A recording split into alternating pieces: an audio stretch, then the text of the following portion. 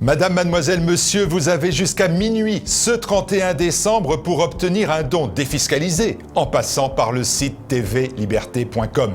Ensuite, il vous sera toujours possible d'envoyer un don par chèque si celui-ci est daté au plus tard du 31 décembre 2019. Ensemble, construisons l'avenir de TV Liberté et bonne fête de la Saint-Sylvestre.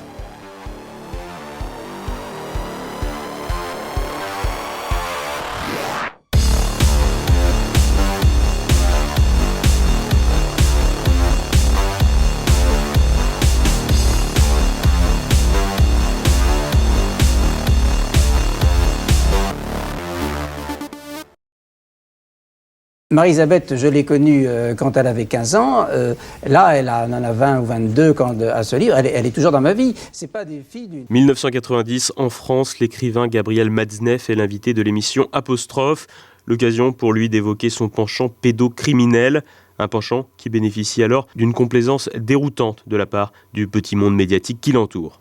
Gabriel Matzneff, qui est en face de vous, s'il y a un véritable professeur quand même d'éducation sexuelle, c'est quand même Gabriel Matzneff parce que il donne volontiers des cours et en payant de sa personne. Les faits sont alors connus. Gabriel Matzneff entretient des relations sexuelles avec des mineurs. Les choses sont dites clairement et l'animateur de l'émission Bernard Pivot déroule le tapis rouge à un individu dont il connaît les pratiques. Pourquoi vous êtes-vous spécialisé dans les lycéennes et les minettes? Au-dessus de 20 ans, on voit que ça ne vous intéresse plus. Mon cher, c'est la réciprocité aussi qui est vraie. Je n'ai jamais eu aucun succès auprès des femmes de 25, 30 et plus, des femmes installées dans la vie. Des propos dont l'abomination n'auront finalement pas choqué grand monde dans ce petit écosystème culturel, si ce n'est la journaliste québécoise Denise Bombardier, qui avait, il y a 30 ans déjà, dénoncé le caractère abject des actes de ce personnage. C'est que dans ce pays, la littérature, entre guillemets, sert d'alibi à ce genre de confidence. Parce que ce que nous raconte M. Matzneff dans un livre qui est très ennuyeux, parce que la répétition est extrêmement ennuyeuse, le livre finit par nous tomber des mains. M. Matzneff nous raconte qu'il sodomise des petites filles de 14 ans, 15 ans, que ces petites filles sont folles de lui. Des faits abominables qui remontent des égouts de la télévision par effet de buzz. À l'origine de ce retour sur le devant de la scène médiatique du pédocriminel Matzneff, un livre publié par l'une de ses victimes, Vanessa Springora. Cette dernière publie un ouvrage à paraître jeudi qui bénéficie à présent d'une couverture de premier choix. Un mode opératoire, un rien cynique, diront certains, une libération de la parole, diront les autres. Quoi qu'il en soit, cet auteur-éditeur, âgé aujourd'hui de 47 ans, elle en avait 14 à l'époque des faits, n'en demeure pas moins la victime d'un individu, mais aussi d'une époque, d'acteurs et d'une manière de penser. Une époque, celle du lendemain de la libération sexuelle des années 60, qui permettait à des journaux comme Libération de relayer les pires abominations pédocriminelles au nom de la lutte contre les préjugés et l'ordre moral. Une complaisance que l'on retrouvera alors dans plusieurs titres de gauche, dont Le Monde, mais aussi dans des cercles de droite avec le magazine Gay France. En 2005, le quotidien Le Figaro se montrera, lui, très élogieux dans ses pages littérature à propos du livre de Frédéric Mitterrand, La mauvaise vie, dans lequel ce dernier fait l'apologie de ses propres rapports avec de jeunes hommes. La couleur politique ne peut ainsi pas expliquer à elle seule ce phénomène, même si ce sont souvent des personnalités de gauche qui se sont illustrées par leurs propos, à l'image de Daniel Cohn-Bendit. Là, je travaille avec des gosses, Paul Duc, avec des petits gosses.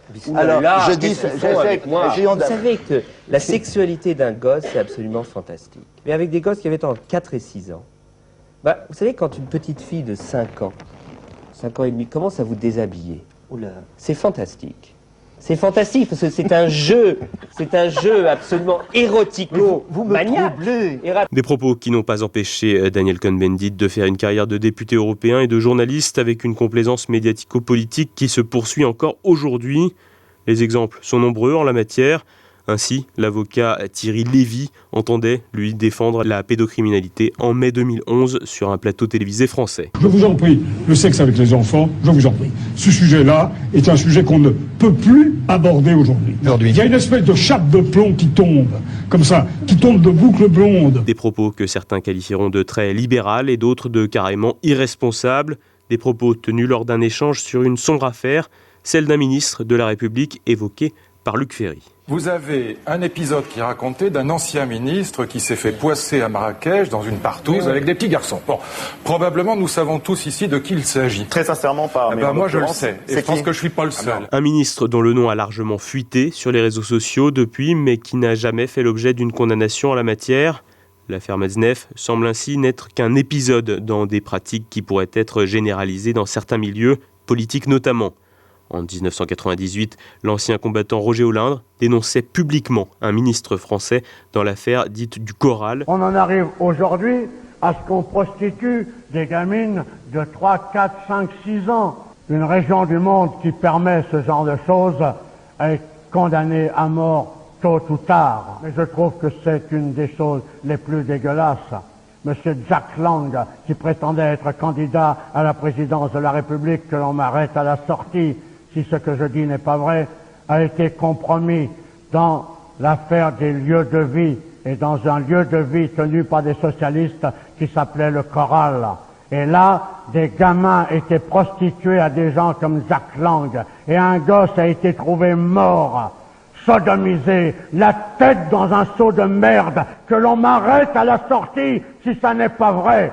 Et ce que je veux sauver dans un premier lieu, c'est mon pays, c'est ma patrie. Et je veux que tous les Jack Lang de France et d'ailleurs soient pendus haut et court et aient des comptes à rendre. Et c'est uniquement par notre tenue, par notre allant, par notre morale, par notre certitude dans la victoire que nous exigerons que ces gens-là payent parce qu'ils doivent payer. Une vibrante dénonciation des socialistes au pouvoir qui n'a jamais fait l'objet de plaintes des principaux intéressés et qui illustre l'hypothèse selon laquelle la pédocriminalité pourrait être répandue chez une certaine élite.